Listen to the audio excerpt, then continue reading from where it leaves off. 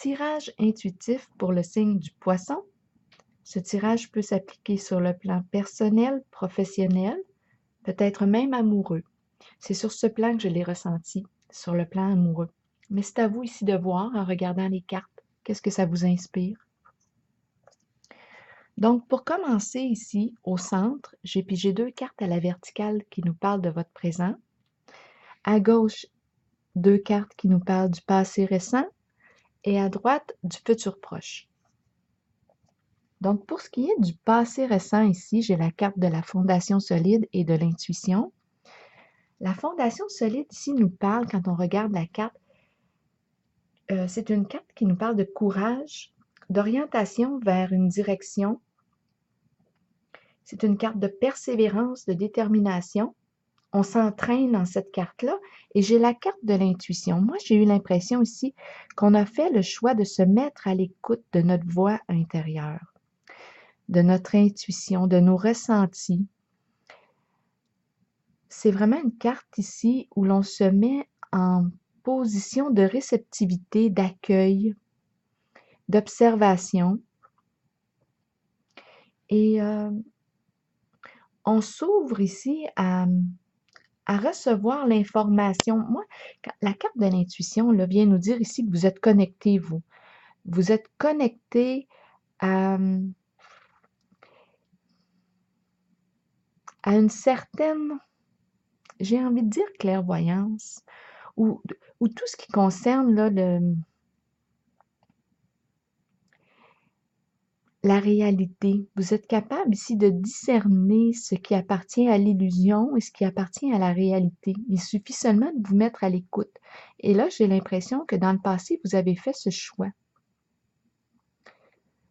On entre en connexion avec cette parcelle lumineuse, avec l'âme, pour ceux qui croient en l'âme. Maintenant, ici, au présent maintenant, on nous dit, j'ai la carte de l'harmonie et de chagrin et peine. La carte de l'harmonie ici nous parle d'une décision à prendre concernant une union, un partenariat. En regardant les 2 cartes ensemble, j'ai l'impression ici qu'on a vécu ou qu'on vit, parce que c'est dans le présent, de la peine concernant une relation.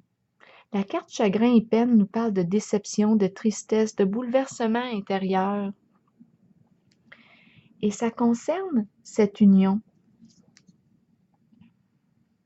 Il y a vraiment ici, en la carte chagrin et peine, elle nous parle d'une expérience douloureuse, peut-être due à un éloignement avec une personne. Et ici, en celle-ci, on nous dit qu'il y a une décision à prendre concernant ce lien. Quand je regarde le futur proche, j'ai la carte du pouvoir à l'envers et réjouissance et fête à l'endroit. Là, ici, c'est assez étrange parce que la carte du pouvoir à l'envers nous dit, en ce sens, nous parle de lutte, de combat, d'énergie guerrière.